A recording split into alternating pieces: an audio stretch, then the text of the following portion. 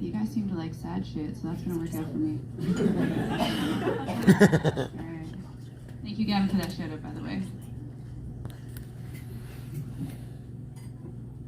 When I was 5 years old, I was often exposed to a lot of trauma and violence. A lot of experiences in which I remained silent, like this one time which I rarely speak about.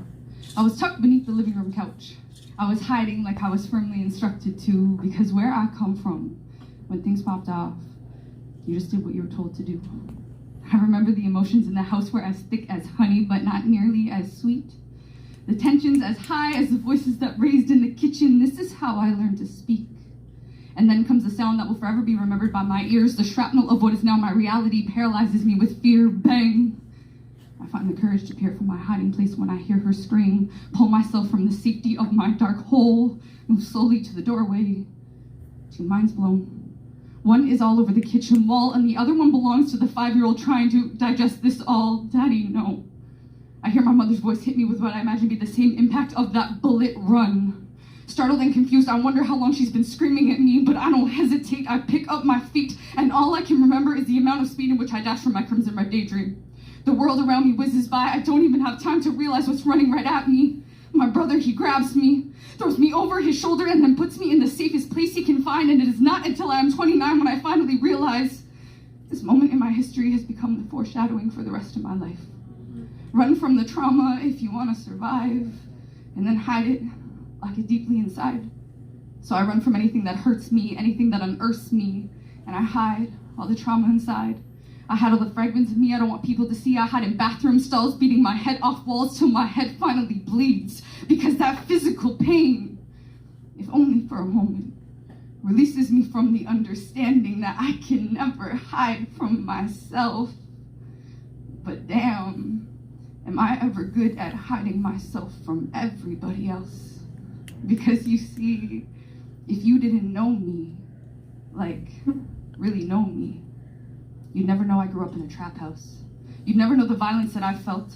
You'd never know the broken people I've known who loitered in the halls of my childhood homes. You'd never know the heaviness that is my soul, the shadow thoughts I can't control, the terrible roads in which I've roamed, and the crosses I've had to carry.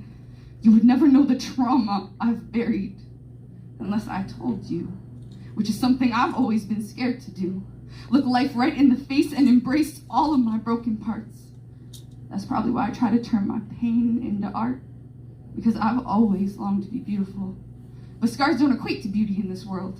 So I infuse my wounds with bruised hues and I call them rainbows. I splatter my handwritten pain onto the blank of each page, just so I can admire the twists and curves of the saddest story I've ever heard. I sketch myself free on a blank sheet of paper, using writing as my anchor, just to express myself in the only place I accept myself. And then I continue to hide myself perfectly with the other books on the shelf. I slide the book of me between classic literature and poetry and leave me there to collect dust. Until one day I decide enough is enough. There's nowhere to hide and there's nowhere to run. So I pried that book off the shelf and I began to read it out loud to anyone who would listen to me, about the girl trapped in the pages of a hidden history. And what I found by reading my book out loud is this, that people really do want to listen. Because we're all just ghostwriters too afraid to become the authors of our own books. Waiting for someone to tell us we're good enough to be published. Waiting for someone to tell us we're perfect just the way we are, unedited and raw. I guess I just got tired of waiting for someone to tell me I was good enough. So I published myself.